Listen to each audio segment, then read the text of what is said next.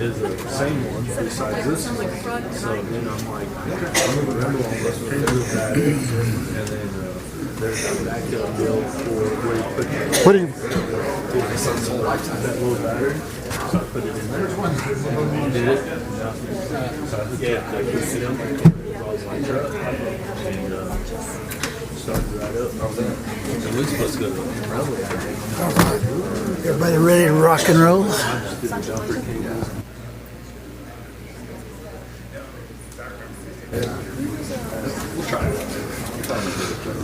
Well, everybody, welcome to the regular meeting of the Guymon City Council of April 8th of 2025. At this time, I would like to introduce Pastor Emmanuel De Herrera of the Victory Center Church.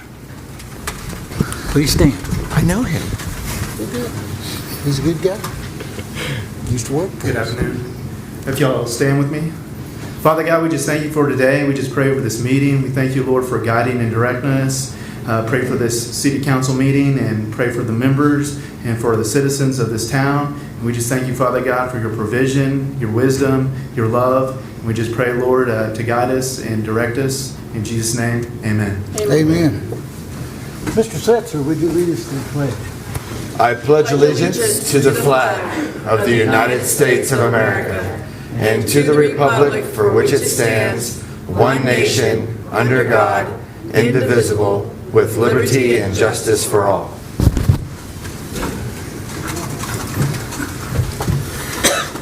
Okay. Call this meeting to order. Agenda item number 2 is attendance roll call and determination of a quorum. Mr. Peterson, Here. Mr. Alvidrez, Present. Mr. Eidson, Here. Mr. Setzer, Present. Ms. Sanchez, Present. Ms. Hoffman, Mr. Petty, Here. Mr. Shannon. Here. We have a quorum. Thank you. Agenda item number 3 is public comments. I have one comment form of a citizen who wants to talk, and so at this time, Mr. Tharp, I'd like to invite you to come up front. And you've got 3 minutes. Sergio's the official time. Okay. Of course, most of you know me. I'm Mitch Tharp. I am currently the president of the Guymon Community Theater Board, and just wanted to come as far as Guymon Community Theater and the Marquee, also 7 Days of Broadway. I think it's a great thing for this community. I mean, y'all know me. I like to get involved with just about everything. I'm willing to help with anything. The Marquee, as far as it goes, I think it will bring, awareness of all city events. We can broadcast that out there. Anything, we can get sponsors to pull in a little revenue, have advertising. As far as 7DB goes, I wasn't really involved in the theater until about 3 years ago. My daughter wanted to be in a play, and she was in a play called Newsies, and she just took off from there. I mean, the theater and the board, or the theater and 7DB, I mean, they do great things for this community, kids in this community, maybe kids that, don't play sports, don't fit in, don't do that. They come there and they just shine. I mean, you should see the kids' faces. They get up on that stage and they just absolutely shine. And with that, we have 2 weeks out of the year they do 7DB, and it will bring some commerce to this town. I mean, you'll have grandmas, aunts, uncles, parents come in town, stay in the motels, buy gas, buy food. So it will bring some to Guymon. But other than that, that's about all I've got, ladies and gentlemen. Thank you. Thank you. Okay.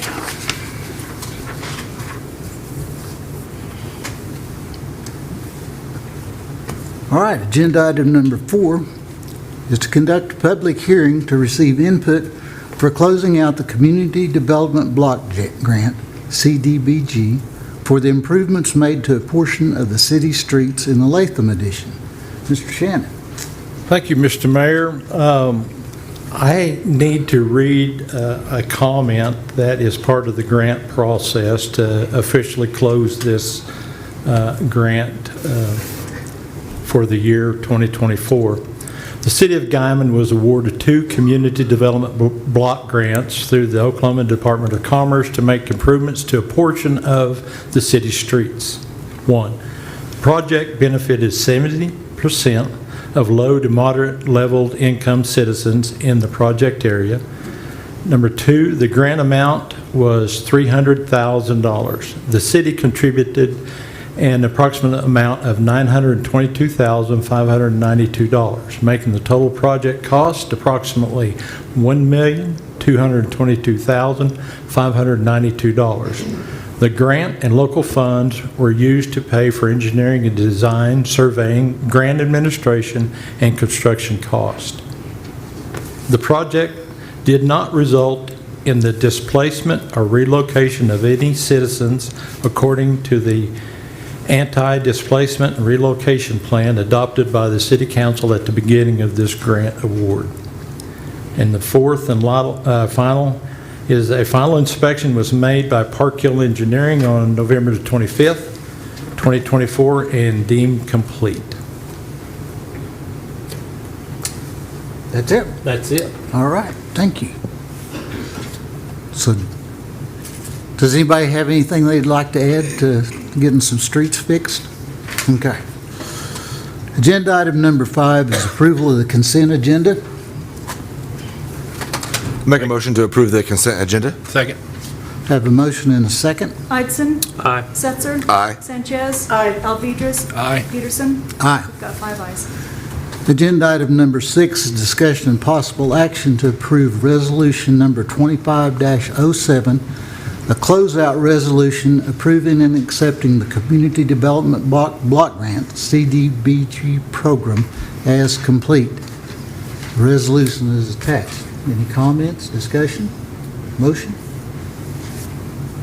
I make a motion we approve resolution number 25-07, a closeout resolution approving and accepting Community Development Block Grant CDBG project as complete, item 6. Second. Have a motion and a second. Sanchez. Aye. Setzer. Aye. Peterson. Aye. Alvedras. Aye. Idson. Aye. We've got 5 ayes. Agenda item number 7 is discussion and possible action to approve resolution number 25-08, a resolution supporting the economic development activity of the Guymon Chamber of Commerce, which is attached. Basically says that we will support the Guymon Chamber of Commerce, and I think we kind of do. Okay, anybody have any questions, comments? I will make a comment if you don't mind, Mayor. Last month, we had the resolution supporting where we can expend city funds for the Main Street program. And this should have been attached to that. It was not, so we're making sure this happens. So. Okay. Comments, discussion, motion? Make a motion to approve resolution number 2508, a resolution supporting the economic development activity of the Guymon Chamber of Commerce. Second. Have a motion and a second. Idson. Aye. Sanchez. Aye. Setzer. Aye. Alvedras. Aye. Peterson. Aye. We've got 5 ayes. Agenda item number 8 is discussion and possible action to approve the First Amendment to the antenna permit between the Guymon Industrial Authority and the City of Guymon and T-Mobile Central LLC. And that permit is attached. Any questions? Mayor, this was on the agenda last meeting. There were some updates and time we run it through our legal department and their legal department. There was some minor changes. Basically, what they have done, they've lowered their, I want to say probably their 5G antennas down about 3 foot. It went through all the engineering on their side. We mandated them do a structural integrity of the antenna to make sure none of our stuff was going to be harmed or anything. So that was approved by our engineering company, so it's ready to go. Okay. Any other discussion? Motion? Make a motion to approve the First Amendment to antenna permit between the Guymon Industrial Authority and the City of Guymon and T-Mobile Central LLC. Second. I have a motion and a second. Alvedras. Abstain. Sanchez. Aye. Setzer. Aye. Idson. Aye. Peterson. Aye. We've got 4 ayes and 1 nay. Agenda item number 9 is discussion and possible action to award the Guymon Community Theater with the big grant in the amount of $5,000 recommended by the Convention and Tourism Board.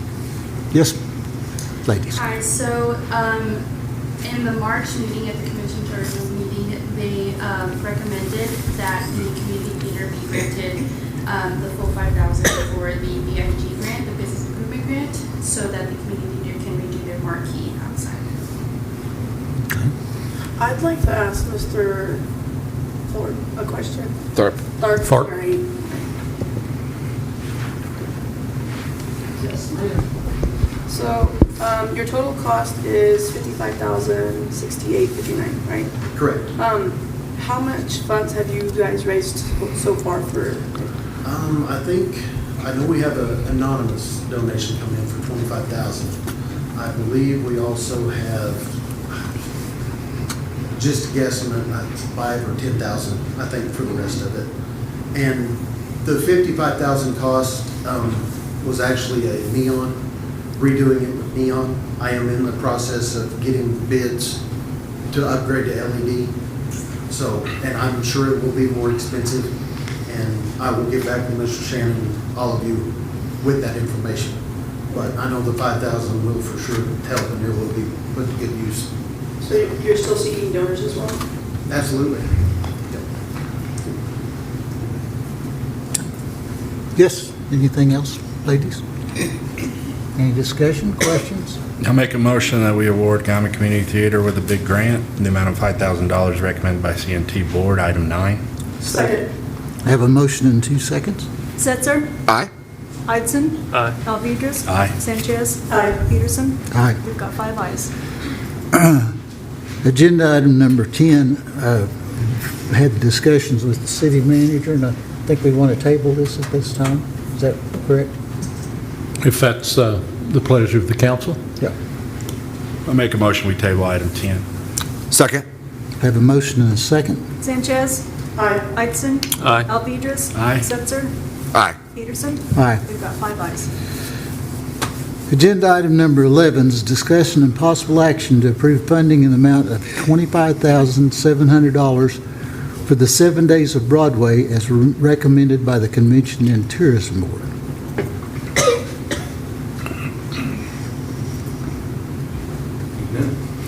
Hello.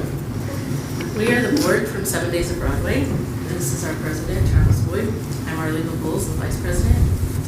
These are our members, Casey Boyd and Logan Halliburton. We are here, we run a 2-week camp. 1 week in June and 1 week in July, where we have kids from all over the country come to Guymon, and they put on a full musical in 7 days. They come in on a Saturday, they audition for roles, and the next Saturday, they perform a full 2-hour Broadway musical. This is to the pub, and it's free to the public to come in. We do have several that will donate at our performances. These kids, this is one of the only camps in this area within at least 120 or 150 miles, and really the only ones that we found near us is like Oklahoma City and Wichita. And so we think this is very vital for our kids who don't play sports, who don't have rodeo or some other activity. This is their outlet to do the arts program and to do the musical theater. So I kind of want to make it a little clear. So 7 Days of Broadway is not the same thing as Guymon Community Theater. Correct. We partner with Guymon Community Theater by using their theater. But we are an entity in and of ourselves. We are a 501c3 that is incorporated 7 Days of Broadway. May I add to that? I would also like to say that the 7 Days of Broadway also does a lot for the theater. The kids, they have them up there cleaning, sorting props, sorting costumes. I mean, they do a lot of work for the theater and at no charge to us. So I'd just like to add that also. year-round. Our kids have scholarship days where they go into the theater and do community service for the theater, and that's how they help get funds to come to camp. And so that is a big plus for our kids who cannot afford this camp. We also have, this year we're doing a mini camp the week before our camp for ages 8 to 12. That is also a fundraiser to help offset some of the cost for our camp. It's our scholarship kids will come in and they will actually take the 8 to 12-year-olds and they will help them learn the choreography, the singing and lines, and then at the end of that day they will put on a mini performance for the 8 to 12-year-olds. And so that will help offset some of the cost, that tuition from that camp. We also have applied to the Oral Operation Roundup, and we have applied to Oklahoma Arts Council for grants. Last year we received 2 Oklahoma Arts Council grants. We have applied for individual Oklahoma Arts Council grants for both June and July camp. We did receive an email in January when Trump did some of the freeze, and Oklahoma Arts Council was a part of the first freeze. Their funds have been released since then. So in January, we were really worried about our Oklahoma Arts Council grant because of the freeze that the federal government put on some of that money. How much do you guys charge campers for the week? Okay, we charge 2 different prices. If they stay in the hotel with us, we charge $425. If they choose to stay at home, then the cost is $350 for them to stay at home. That just Almost no one. There is very few kids that stay at home. The only kids that stay at home are the 11 and 12-year-olds that are not old enough to stay in the motels. We have a policy that only 13 and above can stay in the hotels, just because we have the maturity of the kids that we have. We have seen that the 11 and 12-year-olds have a hard time staying in our hotel system. Almost our entire camper base earns a scholarship of some type, whether they come and serve community service hours and work at the theater or in the neighborhood to help the community, or if they are a long distance camper, like our camper from New York City or our camper from Memphis, Tennessee, they apply and send in audition videos and get scholarships that way. They get a minimum scholarship. How many kids paid the $425 last year? We had approximately 3 to 5 per camp that paid the full $425. So what's the total? How many kids? We have 20 to 25 kids per camp, depending on, last year, our first camp, I believe we had 21, and our second camp we had 22. But we've had up to, usually we have 21, 22, we have had up to 25. How many people go to attend to watch roughly? We have, our crowds range from 80 to 150, depending on what show we're doing and a lot of times what else is going on in the community.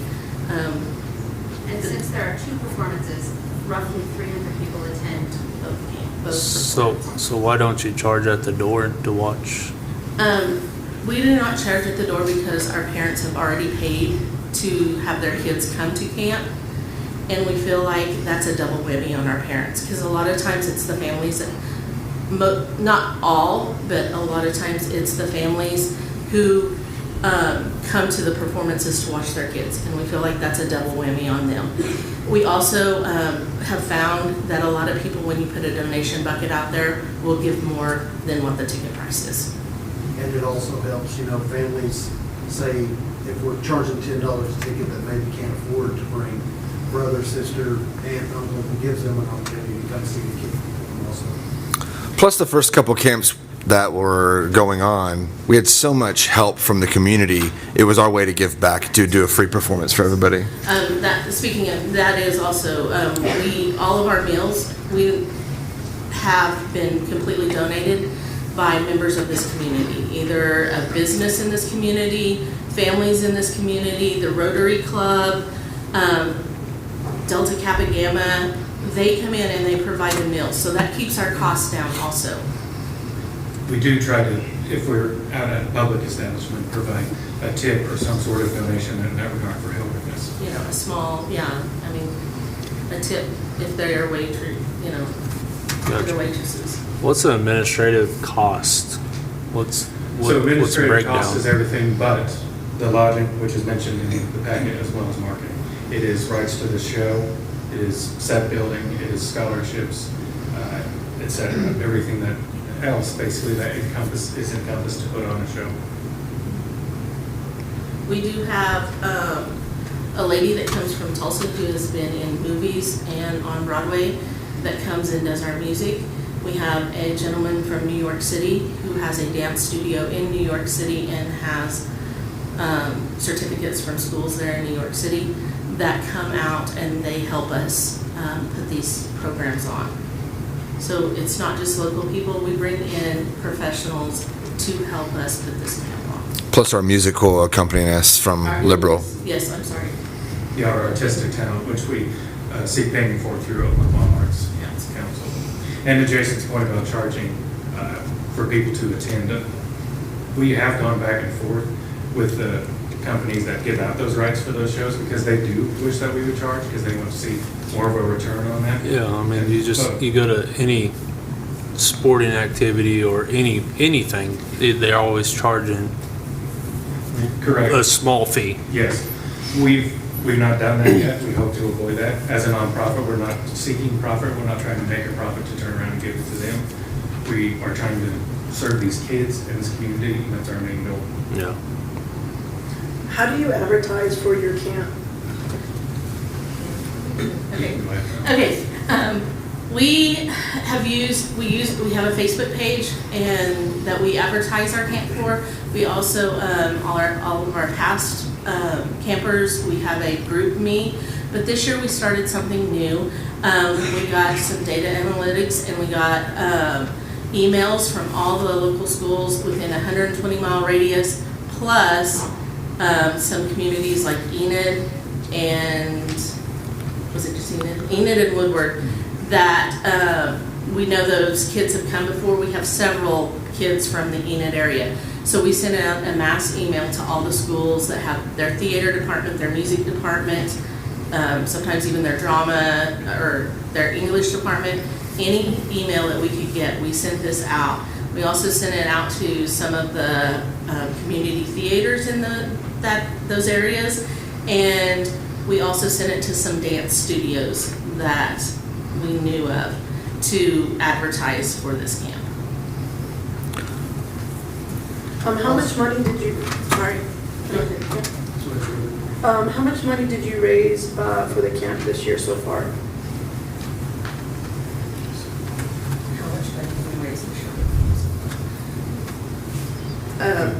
We have received a $2,500, the Oral Roberts $2,500 Operation Roundup. Sorry, Operation Roundup. We have received $2,500. We have also received, I'm not sure on donation wise, probably close to $1,000. $1,000 to $1,500 on donations so far this year.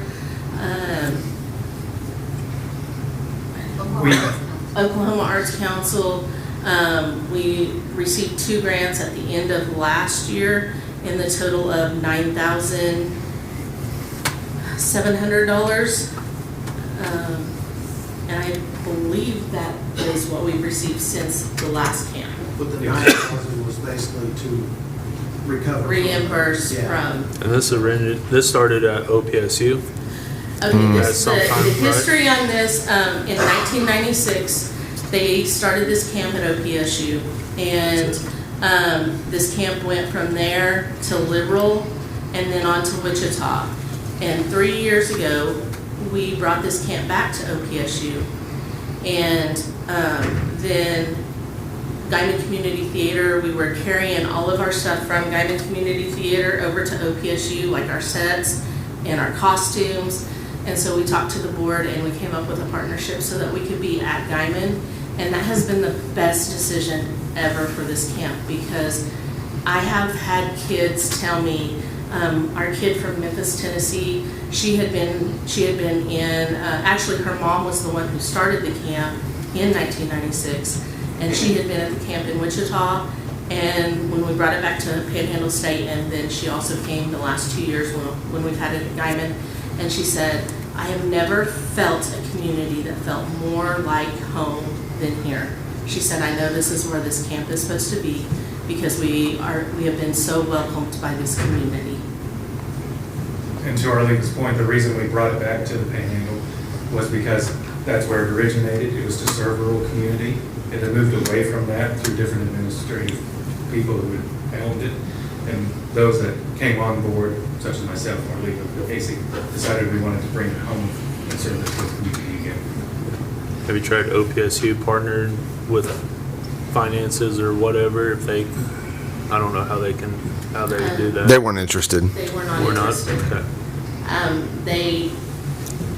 They just chose after that first year to, they gave us great benefits the first year, but the second year they were going up on all of their costs, and it was just not feasible anymore. Gotcha. And to the point of marketing, we do some stuff on HPPR. They give us some free advertisement, and we put a banner downtown as well. It's not to mention all of our, in part of our marketing, is all of our t-shirts with all of our logos and all of our supporters on it.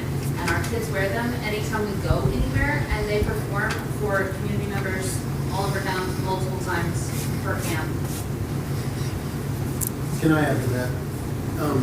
We're talking about students that come in from other places, but the majority of them are from this community right here. In fact, there's a bunch of them right back there. My son, my daughter. I mean, the majority of them. We may have a few that come from out, but the majority of them are from Guymon. And while they all have the right and the opportunity to earn in-kind hours and scholarship hours to reduce their rates, it's mostly the local kids who can take advantage of that and do. But when we say local, it's Guymon members, Guymon community members and children, but we have children from Texoma and Boise City and Hooker and Gruber and Booker and all over. I am from Boise City, and I spend thousands of dollars in this community every year coming to the theater and coming to 7 days at Broadway. My family, when we come in, we spend, we buy gas, we buy meals, and we go to all the, Walmart and everything. And we put a lot of money into this community, just my family. And I know of several families from Elkhart and Booker, the whole region that come in. And I've even stayed overnight in the motels because it's so much easier to do that than to drive back and forth. And us as a staff decide to go and support local places as well, such as The Hub, which opened last year, or Susie Q's, Soul, family-owned restaurants in the town. What was the city's portion last year? What was your question? The city's portion last year, the awarded from the city. What was this awarded from the city? I think it was 12. We requested 12, and we did not. Yeah, it was half of what we requested, so I believe it was only the 6,000, right? No, that was It was 8,000. that was Oh. that was the There's the number. that was the first year was 8,000. Last year was 12 because first year it was 16 and we went half of that. And then last year. And then last year you guys said you fine tune and whatever the budget and it was cheaper. So it was 12 last year. Yes. Also, that a lot of the reason it's so high also is because me, myself, I've gone to Best. They've donated $5,000 to this. They're kind of backing away from that, so we don't have that funding as much. So I've got donations. TEL gives us $2,000. Steve kind of dropped that to $500 this year. So, I mean, that's a lot of the cost we're trying to recoup also. Because there were so many businesses and people in town that, in this community too, that wanted to see this happen. And so we went out for donations to get it off the ground. But, that's just not feasible, going door to door every year, twice, it's not feasible anymore. Yeah. We do plan to do more reaching out to the community now that we have the marketing budget and are trying to encourage you to do more on that front. To Mitch's point about QVest, did you say 5,000? Yeah, they gave us last year. I thought it was,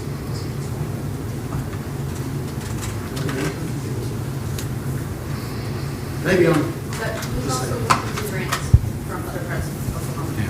yes, we reached out to a minimum of a dozen grants that are mostly focused in Oklahoma City area, as you've probably seen from our packet and our email. Unfortunately, due to our geographical area, they do not serve us unless we can prove that 90% of our funds serve students from their counties. And that does place a large burden on the city council and on donors in this area and ourselves, but I think Travis is right on that $1,000 that QVest did. They've donated to 3 things that I do, and they are very, very generous. But we did see, unfortunately, a decrease last year from funds from the public.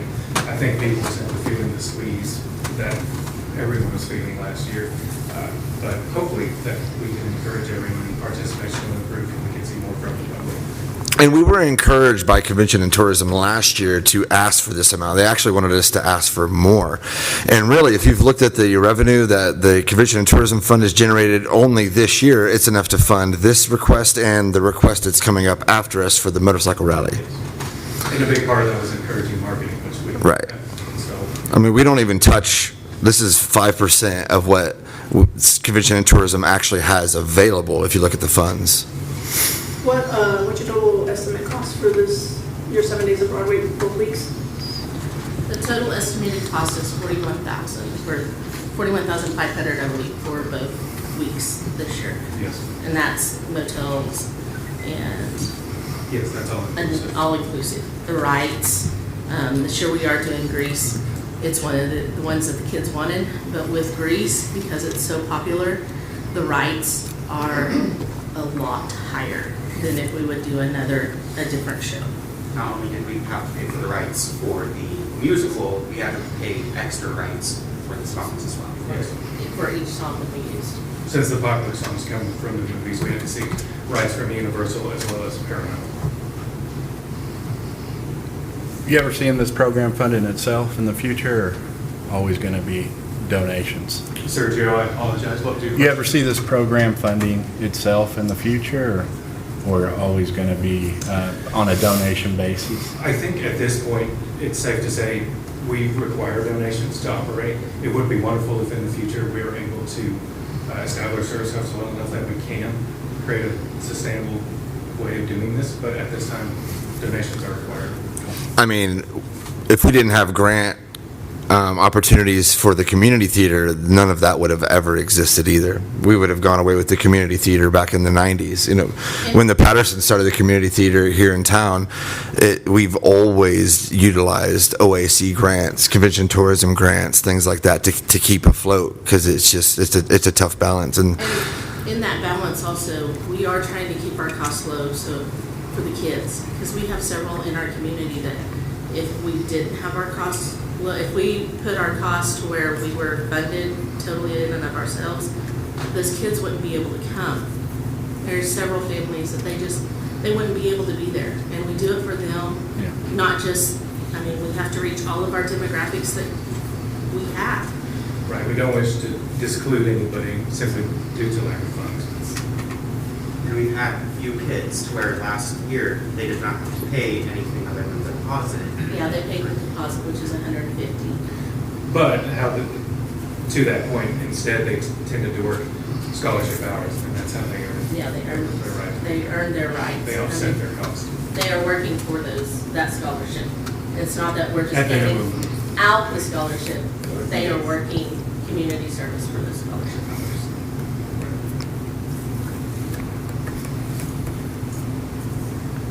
I'd like to make a motion if there's no more discussion. Go ahead. I want a motion to grant less than what you're receiving which is half of what your estimated cost is, $20,550.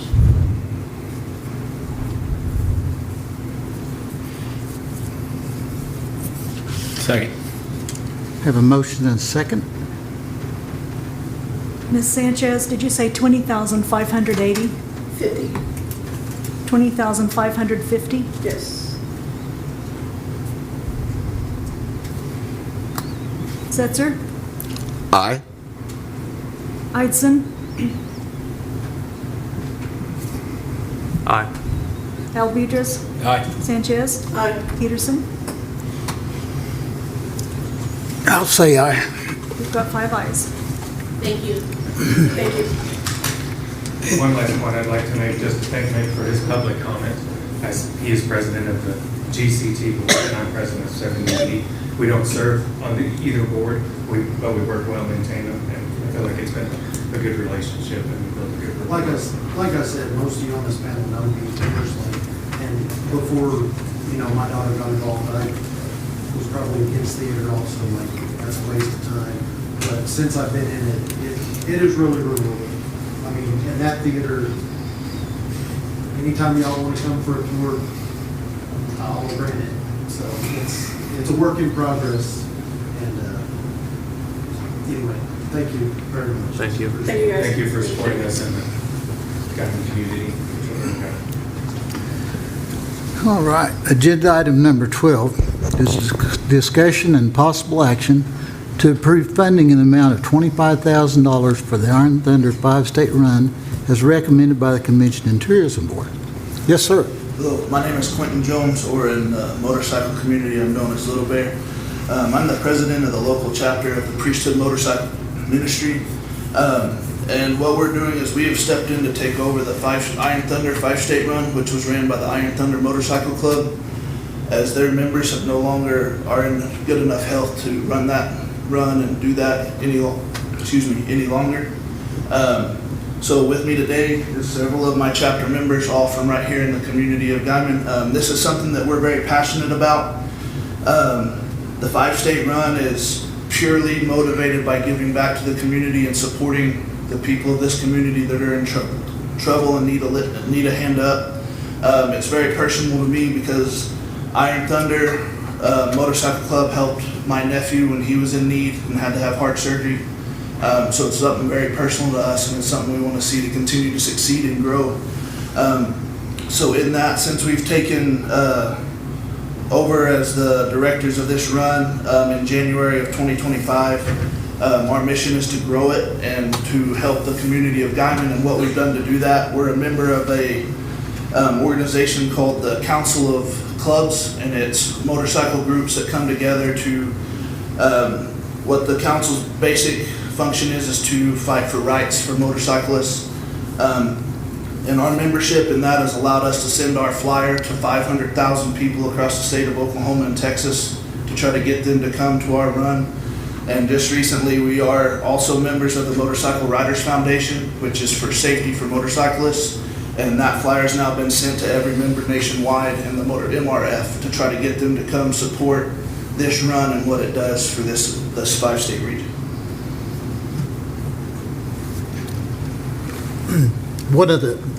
I'll start off.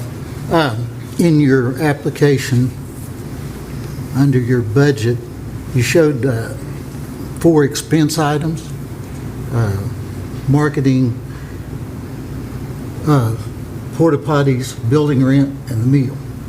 But I didn't find anything that showed any form of income. Do you have income? So there is income from this run, and we are not seeking to fund this run through this donation. Like I said, our mission is to give money away, and it was brought to us that we could potentially approach Guymon Convention and Tourism and me as the leader of the chapter, and as of this run now, if I can have the opportunity to give more money to the people in this community that need it, that's what I'm going to go after. So this run does have an income. Generally, they have given away $3,000 to $5,000 every quarter for the entire year, plus the expenses of the run is what they generally operate on. Well, So how many, you know, I've been around it since its inception. The last 3 years, do you have any idea of numbers of participants? So 2020 was a down year, obviously. It averages 1,000 to 1,200 riders the last 3 years. That's what the average has been.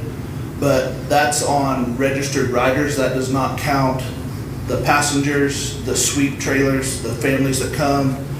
This run is traditionally held the second weekend of May, Mother's Day, and that's a big draw for a lot of the people that participate in this. They come because they want to get away, and their wives enjoy being on the bikes and coming and riding this area. So one last point on my deal is, so you charge $45 a That's rider? for a pre-registration. For pre-registration. So if you take that time to, let's use 1,000, so you have income of $40,000, $500, Yes. but you don't want, but you want us to pay all your expenses. So there are expenses we're not asking for, and the run, that income is not all. The run makes enough money to cover itself, plus have a running amount for donations. We're trying to grow that. So as we grow that, that's our goal, is to continue to grow the opportunity to help people in need. Because there's lots of people in this community that need a hand, and they're in a rough place, and we feel like we're called to be that light to them. How do people know to go to you for help? So we put that on the flyers, the community that comes and participates in the run, and traditionally it has always been word of mouth. Somebody will say, hey, they've helped me before, seek them out. We've been contacted through Facebook, through the phone. People will say, we ask in our community, we all have jobs and we're all in different areas of the marketplace, and we'll ask, hey, do you know anybody in need? Do you know anybody that needs help? And we get in contact with them and we start that discussion, hey, what is your need? And they explain it to us, and our council of officers votes, and we approve that, and we give them the donations. So how do you determine who gets money and who doesn't? The only time, we're still relatively new at this, every donation that has been brought to us has been approved. The only time from a previous Iron Thunder member that a donation has been turned down is when it's someone that they feel is trying to abuse the opportunity to get those donations. Is there any kind of vetting process for that? Or I guess it's pretty new. Us as a ministry, what we do is we take the applicant, we listen to what their needs is, and we pray on it. And like I said, anyone that's been brought to us since we've taken this over has not been denied that opportunity, because people are struggling. Who am I to step in and say that their struggle isn't their absolute struggle that they're encountering right now?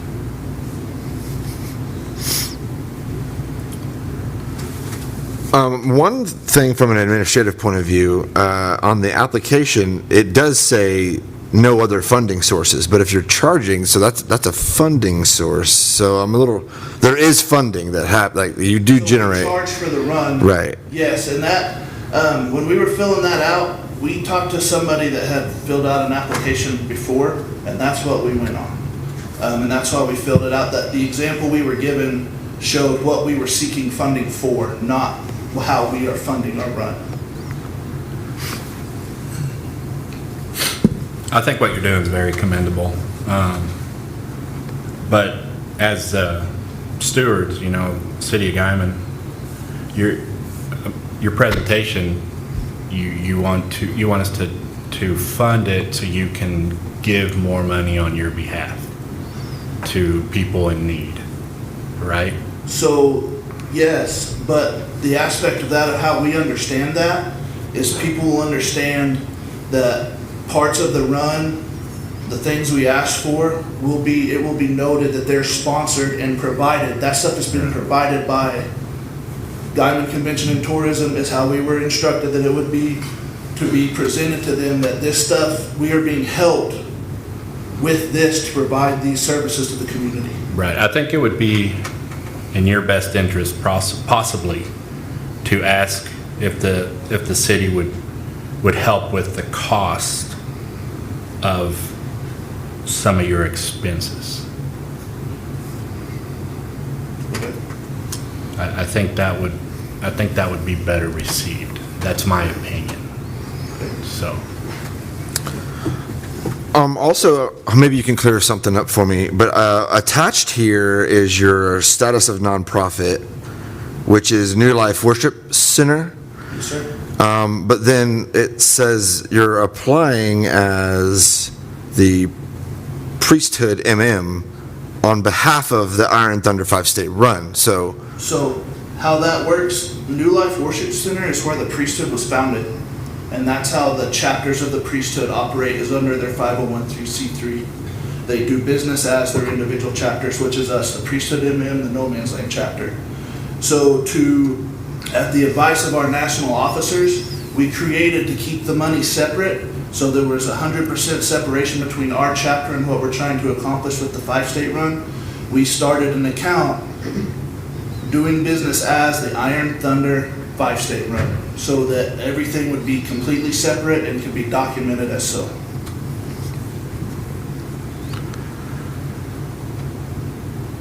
So if we're giving money, like we're writing the check out to the priesthood. Iron Thunder 5-state run. It is not going to the priesthood.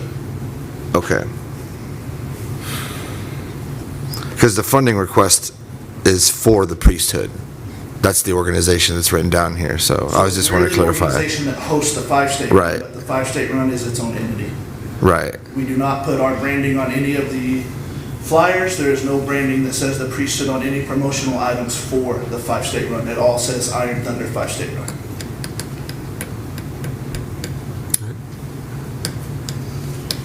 Mayor, I'd like to make a motion. It's going to be for less.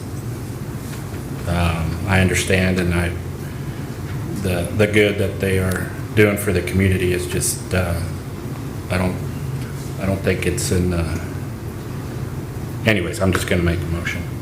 That's okay. I make a motion that we approve funding in the amount of $12,500 for the Iron Thunder 5-state run as recommended by CNT Tourism Board less.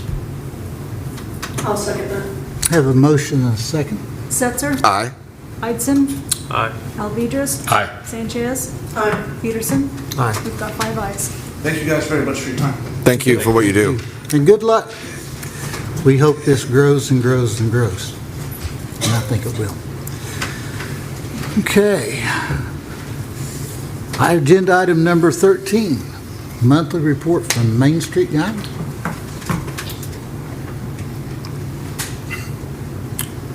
Ronnie. Table. Is he not here? I guess she can email it to us. It's attached. Okay. Oh, I think they're downstate at a conference, right? Or out of the country or something. Yeah, things like that. They're at their national convention, I think, is this week, yes. We've got a report in our file. Everybody's got a copy of it. Okay, agenda item number 14, monthly report from the Guymon Chamber of Commerce. And there's, Eric, you look kind of sedate tonight, no orange. What's the deal? It's Easter. Didn't even recognize her. You know, it's spring. I don't know. I just thought I'd go with the turquoise today. So, good evening. Thank you for having me this evening. Main Street Guymon is in Philadelphia for national training this week. So, learning all the good stuff and checking out some fun sites and things like that. So, I did attach my director's report and my April newsletter. Happy to answer any questions regarding any of those pieces of information if you have any. Anybody have any questions? I think they can all read. That's fine. About to get really busy, aren't you? About to get really busy, yes. The schedule of events for Pioneer Days should be out first of next week.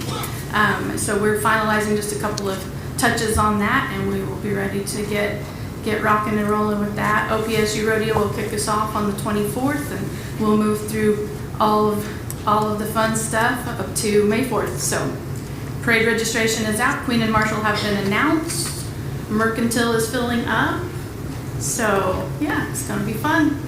I have a quick question. It's kind of off of your agenda, your stuff. Because I had a question and I just want you to answer it. I know you answered it well. How does a business become part of the chamber? We have a membership application. We have membership levels starting at $75 depending on what type of business they have. They can come by and visit with me at the chamber. I'm happy to walk them through that application, all of the benefits that are applicable as a business member. We do have an application available online that they can complete and send in, but it's a pretty simple process, nothing real complicated. And we love to support businesses, new and old, in the community. So, can you state your address and your website, please? Our address is 206 Northwest 5th, Suite 3, and our website is GuymonOKChamber.com. Thank you so much, Erica. You're very welcome. Any other questions? Thank you. Thank you. Good luck.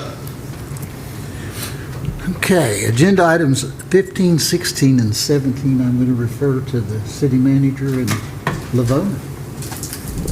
We've had it, I'll let you explain. Okay, first of all, I'll make it short and sweet. The agenda items are for 15, to administer oath office to new council members from Ward 1 and 2. 16 is nomination election for the mayor, council elect the mayor. 17 is nomination election for the vice mayor.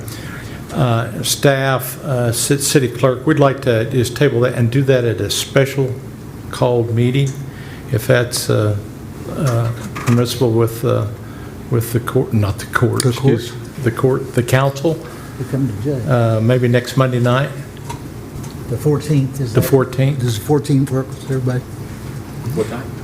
Because there's still some preliminary stuff that we need to get done. It'd be awful confusing to swear them in today, and they can't take office until X. It'd just be really confusing factor at this point in time. So, want to do my opinion. Do we want it at 5:30 or 6?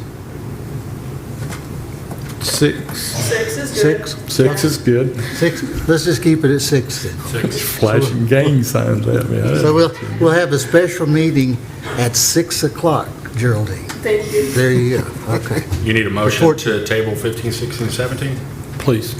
Make a motion, we table items 15, 16, and 17. Second.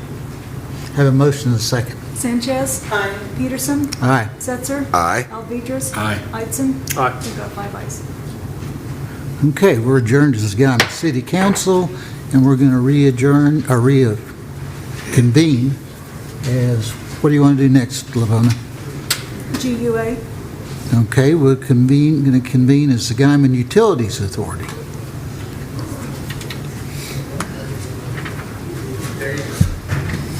Gosh, everybody's leaving when the fun's just starting. I would definitely encourage the people who are getting up, hopefully you're just stretching your legs, because the next part is very informational. It's part of our future of Guymon and our water supply that I'd love to have you guys sit and participate, or not participate, and to listen. So It'll be rather quick. it'll be quick. Painless. I encourage you to stand and stay. Thank you. I like a guy like you. All right. We'll let everybody kind of get settled in.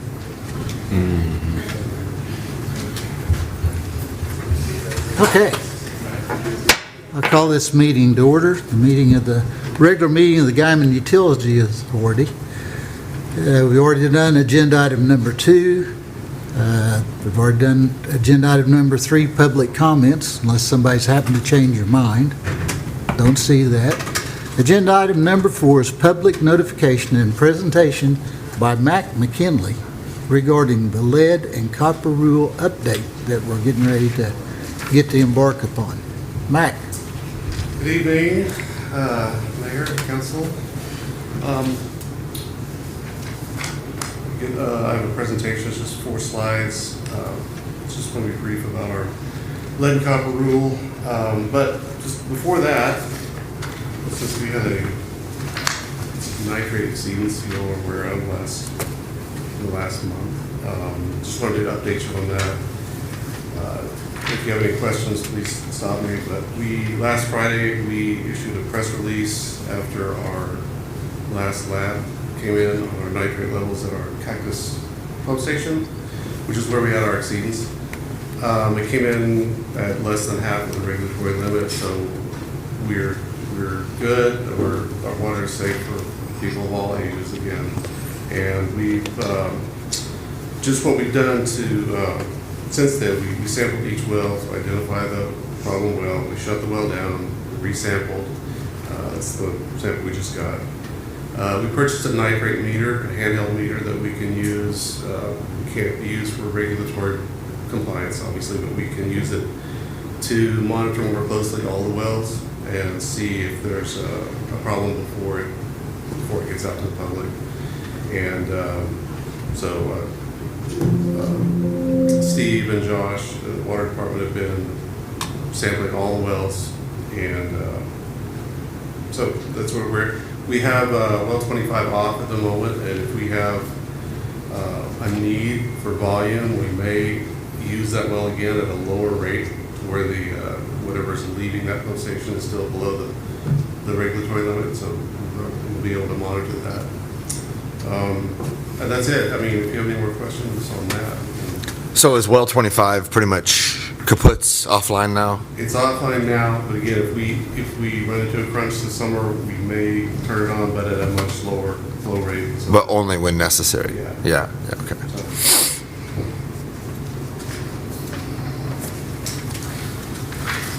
If there's nothing else about that, our lead and copper, just want to briefly go over the rules and what's going to be going out to the public soon. You go to the next slide. So there's been 3 important lead and copper rules established for water systems. The city's been following the 1991 rule, which requires sampling every 3 years for our system.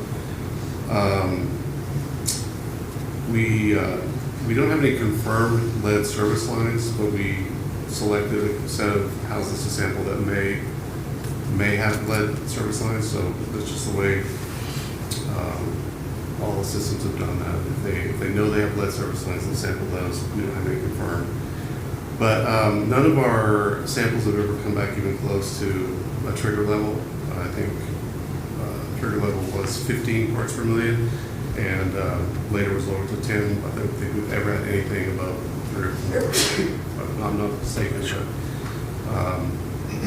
So it hasn't been an issue here. Unfortunately, it's a EPA rule that we have to sample. The 2021 lead and copper rule created, again, lowered the action level to 10 parts per billion. This revision also added a requirement for all water providers to do an inventory of their lead service lines. So I worked on that quite a bit last year, and it would be nice if we had records of every service line that was put in the last 100 years, but we don't. Most cities don't have that kind of information. So most of our services in town are unknown. It's just in the inventory, it's stated that these are unknown. The 2024 lead and copper improvement rule last year in October was approved, and that adds the next step, which is we have to identify every line that's unknown. We have to identify the material and replace it if it's lead or copper or lead in the next 10 years. So by identify, that means dig down, take a look at the pipeline, document it, take a photo of it, and check it off the list. So that's going to be a big project. We've got 3,600 services that we are unclear on what the material is. So we have to dig down on both sides of the meter and check both sides, the customer side and the city side. So again, that's going to be a big expense at some point. We're still looking at how to make that happen. So next slide. So the notification that's going out, there's some numbers here. We don't have any documented lead service lines. We know there are some out there just from past experience, but we don't have them documented where they're at. We don't know where they're at. We found 7 that are galvanized required replacement, which is another category that we have to replace. If a galvanized line has ever been downstream of a lead service line, lead detaches from the lead pipe and attaches to galvanized, and then it can shake loose later. That's one of the categories. So we know there's 7 of those, but again, most of our services are unknown.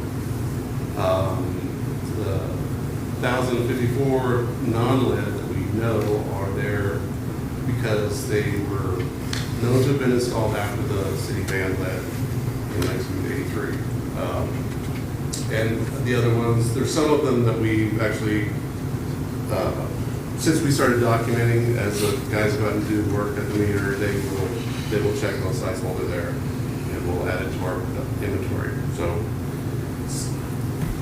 that's where we're at on that. Next slide. So there's some scary language in the notifications going out, even as an unknown service line. It just says that we don't know what your service line is, but if it's lead, all of these problems could occur. It's mandatory language from EPA. We have to have that in there. But just things to remember as you talk to the public or anybody asks you about it. There's been no change in water quality regarding lead. Our sampling is historically well below the regulatory limit. We've had no issues. This is an EPA or DEQ required notification just on the risk of lead exposure. And then again, we're evaluating options to meet the requirement. And that's it for that. Can you go to the PDF below?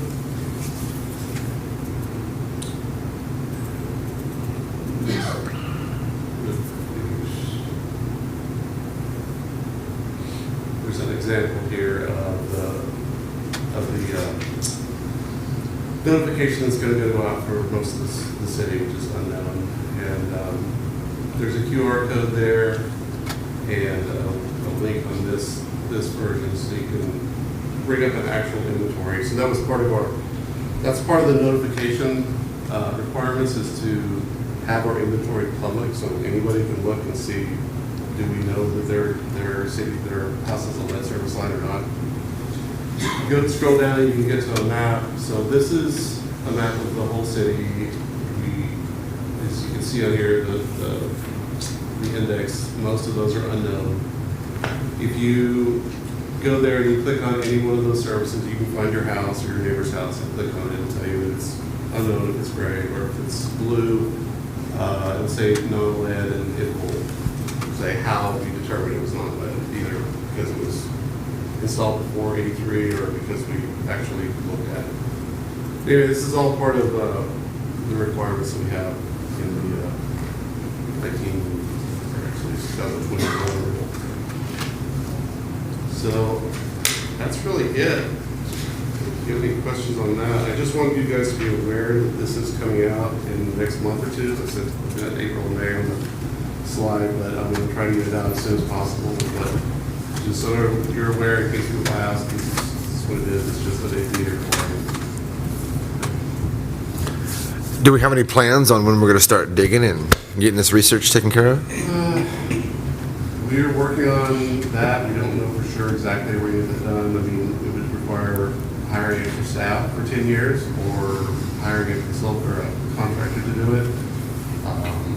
There is some innovative ways that people are coming up to actually check without digging, like running a drone down to each line. That's been accepted a couple places, and I've been talking to them about that. It'll be less, but it's still going to be, even that is to be around $2 million just to do the investigation. So, and if we have to dig the holes in, probably more. We have to hire somebody to do that. Oh, I would imagine, yeah. Yeah. So, still working on it. Thank you, Matt. Sure. Yes, sir. Anybody have any other questions? Thank you, sir. Thank you. Agenda item number 5 is approved the minutes of the regular meeting of March 11th of 2025. I make a motion we approve the minutes, regular meeting, March 11th, 2025, item 5. Second. Have a motion and a second. Idson. Aye. Setzer. Aye. Alvedras. Aye. Sanchez. Aye. Peterson. Aye. We've got 5 ayes. Okay, we will stand adjourned. This is the Guymon Utilities Authority. We're going to reconvene as the Guymon Industrial Authority. If everybody gets to that page. We've done number 1. We've done agenda item number 2 and 3. Agenda item number 4 is approve the minutes of the special meeting of March 11th, 2025. Make a motion to approve the minutes from March 11th, 2025. Second. Have a motion and a second. Alvedras. Aye. Sanchez. Aye. Setzer. Aye. Idson. Aye. Peterson. Aye. We've got 5 ayes.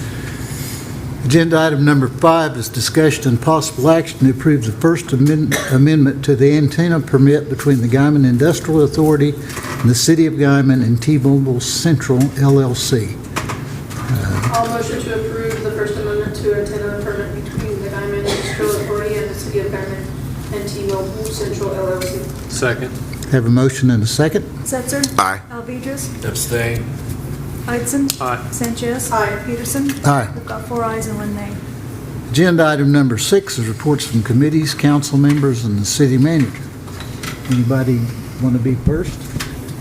I just want to say I like getting the attendance record, and I'm very grateful that you guys continue to do that, so keep up that as well. For all the commissions and For boards. all of Yeah. them, yes. Yeah.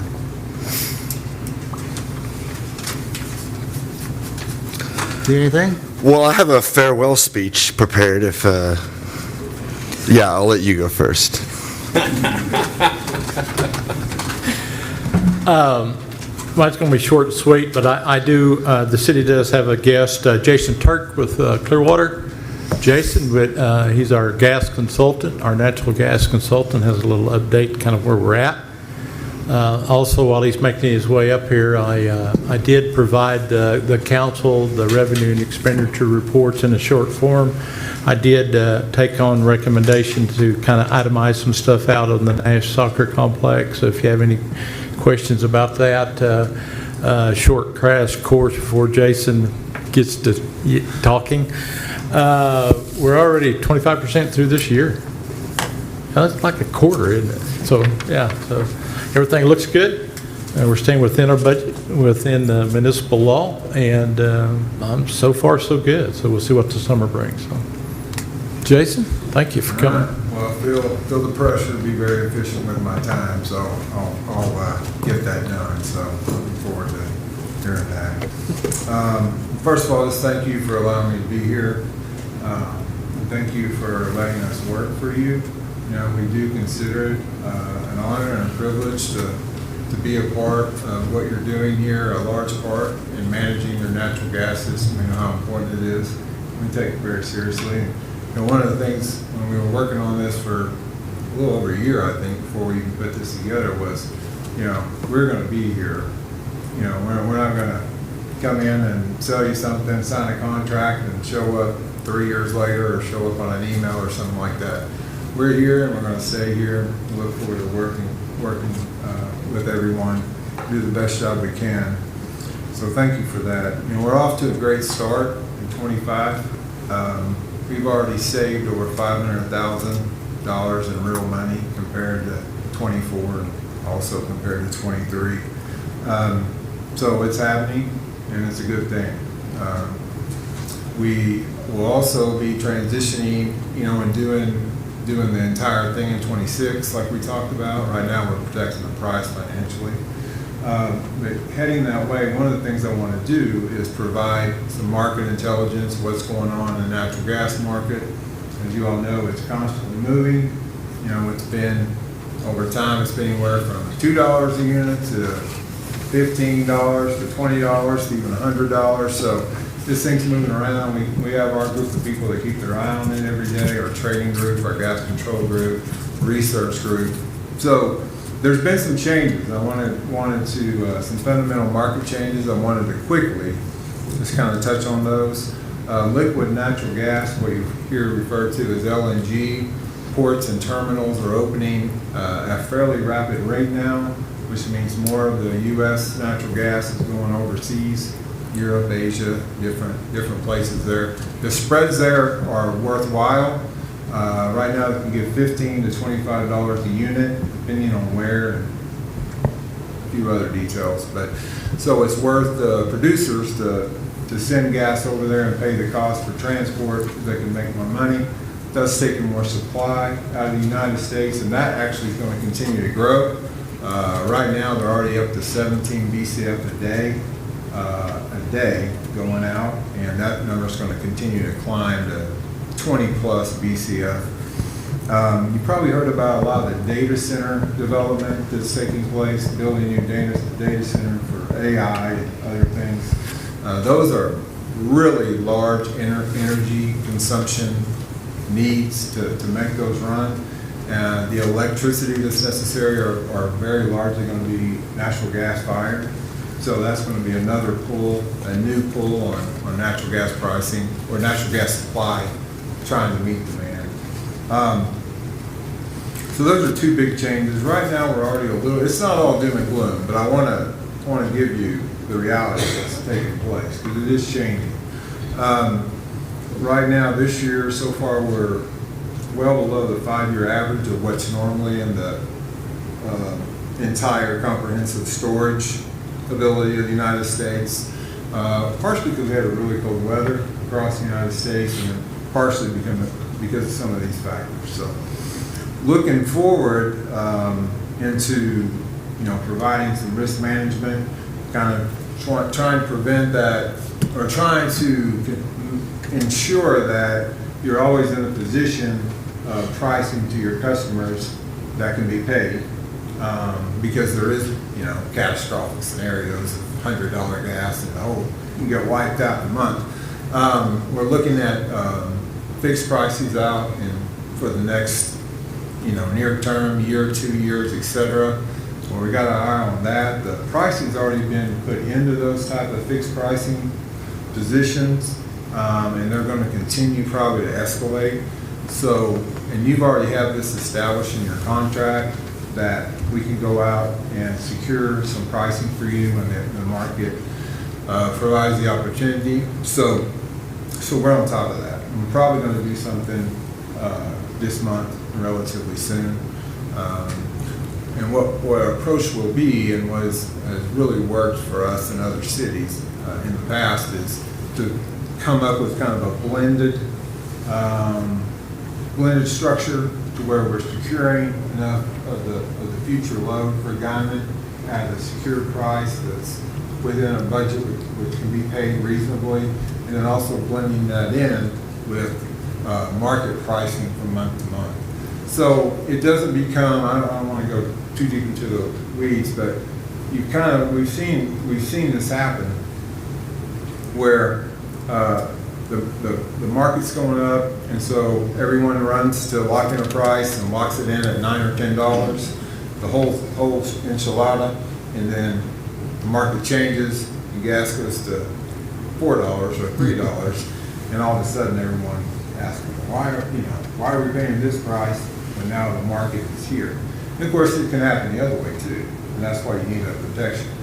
So we're looking at putting a blend together for you, and that's what our plan is, because that's basically best practices, best strategy. And so we'll, all that's already, you've already approved all these things, contracts are in place, but we will be putting that into action probably this month. April's a shoulder month for natural gas because, we don't have the same heat load for winter.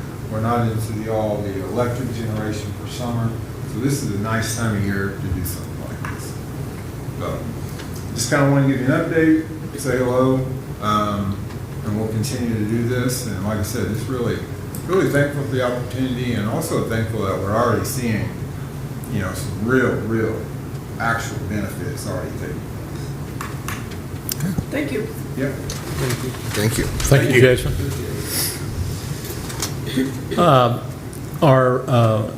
Finally, the Guymon Lagoon Rehabilitation Project has been in work for 4 years. Actually started this week, finally. We had just a little bit of a scare because there was $1 million money coming out of DC through the EDA funds. That was kind of iffy. To my understanding, it was put back into the coffer, so we dodged the bullet on that one. So that project go ahead and start this week. Our cleanup day, April 12th, starting at noon, all day long. Transfer station is open for business. Chad, I think your group and everybody is backing this up 100%. You're ready to travel the alleys, give Chad a call. I think our shred bins, they've already been filled at least once already. They've already started. So just clean up Guymon, basically, so at no expense. So. Which is great. Also during that particular time at Dale Park, staff received a grant, or the city of Guymon received a $50,000 grant from T-Mobile. And we were mandated to tear down the playground equipment at Dale Park because it deemed unsafe. Couldn't have come at a better time, so there'll be new playground equipment established. We're going to have a party, kickoff party, starting April the 12th from 12 o'clock to 2 o'clock. I believe the fire department's going to do the cooking. Seaboard's going to kind of provide some meat and just have a good time, just celebrating T-Mobile's $50,300 donation. So, that's all I got. Thank you. And the fire chief's one hell of a cook too, by the way. Yes. Just gotta say. Well, if that's everything, I got a little something I'd like to say to everybody, to the community of Guymon. I've been in this community for a long time now, since 2004 when I came to OPSU. After I got out of OPSU, I started across the street at the art gallery and worked at KKBS for a little bit. And this community has delivered me very many opportunities, and I've always wanted to try to give back and show my appreciation. My contribution to the arts has been the spearhead that has guided me through this. And as I'm here and I'm making my last speech as a city council member, I'm reminded of when I was sitting out there and I was always frustrated with the lack of what seemed to be a legacy of complacency, and it seemed like a lack of leadership. And for decades, this community has been frustrated with its rapid growth in some areas, but its stagnant growth in others. And one major motivating factor that got me involved in leadership positions in this community was to try to overcome that stigma that there was nothing to do in Guymon, Oklahoma. And as I started to get involved, I started to realize that a lot of my frustrations were a little bit misplaced, and some of the people that I started to work with later after I became a city council member, and actually even before then when I was on boards, weren't these evil bad dudes that everybody had seemed to be saying they were on Facebook and all these other places, and in the rumor mills that happen here in Guymon. So I wanted to get involved, and I wanted to make sure that there was something to do in Guymon, and my goal was to make something to do in Guymon every weekend. For those reasons, I have taken a personal stake in this community, and especially in the arts and culture here. And I hope it lasts way beyond my time here on this planet. And as I move on to another chapter of my life, I want to leave you guys with two factors I believe that are holding this community back from being a flourishing city on the high plains. Firstly, it's a matter of investing time and money. This community is full of people with money to make things happen. But unfortunately, if it doesn't help them, they're not going to invest. Too many times in this community, we have people that would rather see this community crumble than to make it grow for everyone included. Most of the development or projects that are happening in Guymon or have happened in Guymon are named after Nash, or, which is from a lady who invested her wealth into the youth of this community. And it's hard to believe that this one foundation has had to deliver on a lot of the heavy lifting on so many projects in this community to make this place better. What would it look like if we had 5 or 6 different Nash foundations, or 5 or 6 people that were willing to pour their kind of wealth that they have, that they've generated using the people of Guymon, into the community of Guymon? that's something that I hope we all reflect on. So many people have moved to invest in surrounding communities. They even do their shopping here, but still invest in other communities. This attitude has boiled over into the council. For years, this council has hoarded money and saved money to keep taxes low, and yet we complain about high taxes all the time in the general public. And we've allowed the public view of our tax money as being high to be perpetuated throughout the communities. If you look at any other surrounding community around here, we don't pay that high taxes at all. This negative viewpoint has affected our school bond issues, which is why our schools have been so poor and left behind. Any special projects that we want to do that need funding, it hurts those projects because there's this negative viewpoint that we pay too high taxes already, and we're just wasting our money everywhere we go. When we look at our financial situation in Guymon, it's vital that we look at how we survived the pandemic. It wasn't ever more evident of how important Guymon was to the local communities around us than at that time. Everyone had to come to Guymon to shop. Everyone was coming here for medical facilities. Guymon was highlighted as the only community in the state of Oklahoma to show economic growth in a time that was devastating to every other community in the United States of America. To me, it was obvious that we would survive through all the tough times because, well, that's what people in the Panhandle have always done. That's what we do, right? But also because we are a necessary hub of commerce, and that results in sales tax. This sales tax is what funds our community, and it's obvious that even in a pandemic, Guymon is always going to make money, and we are growing. Guymon isn't getting any smaller anytime soon. We keep growing, and we'll continue to do so. The point is, Guymon is not running out of money anytime soon, and we won't be running out of money anytime soon, as long as we're being responsible with our money. But this is one point that I've been fighting a lot of my colleagues on, and that the way to run a city is not how you run a business. This is just not a way to govern.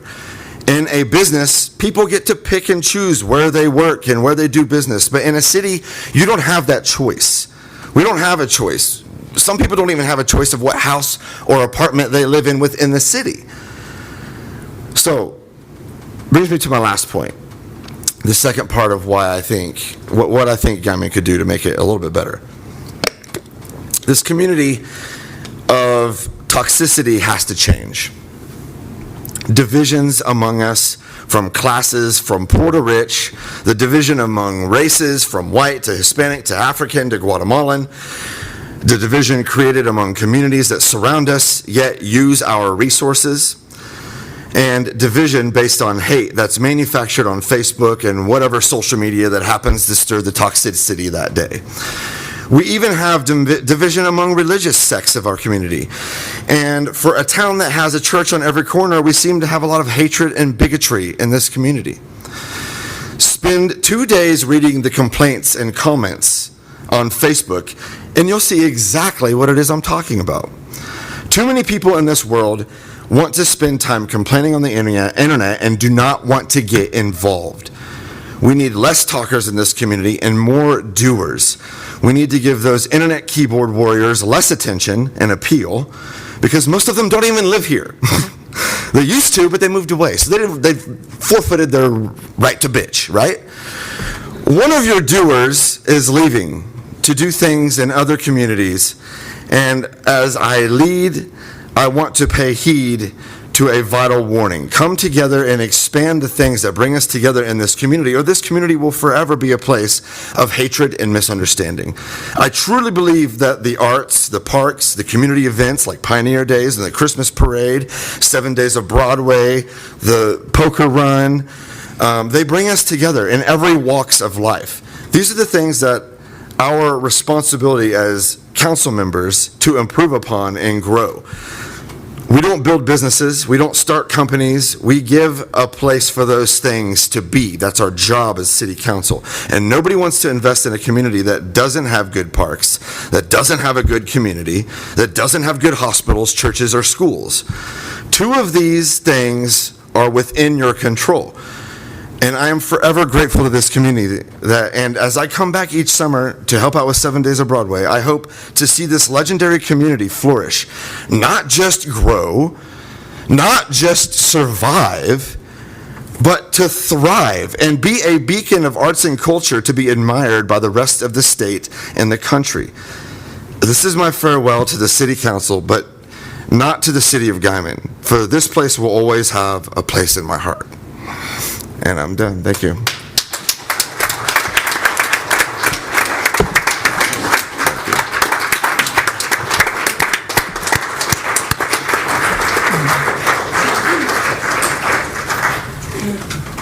All right. Before we get out of here, I haven't said anything yet, but I've neglected, and I apologize. In the audience is Garrett Helton. Everybody knows Garrett. Garrett was elected in the last election to take Josh's place. He gets to get sworn in the 14th, and then he can roll up his sleeves and get in the middle of it with us. So welcome, Garrett. One last thing, and I'm not much of one to do this, but about 3.5 months ago, I don't know, I got a call from Oklahoma City, the Secretary of Energy and Environment's office, and they asked me if I would be willing to serve on the Oklahoma Department of Environmental Quality Board, DEQ. They're the ones that stay after us on water and wastewater and all that stuff. And I thought about it, and I said, you called me, and they distinctly said we want somebody from western Oklahoma. We've lacked that vision and part of it. So I was ratified by the Senate last Thursday. Yeah, last Thursday. And it's only through it's quarterly meetings, doesn't have a lot of power. If you have problems with DEQ, I can't help you. It's an advisory position and an oversight division. But anyway, I'm quite honored, and I don't like to pat myself on the back like this, but I guess I will. So at that, anybody have anything else? No. All right, we are adjourned. Thank you guys for attending.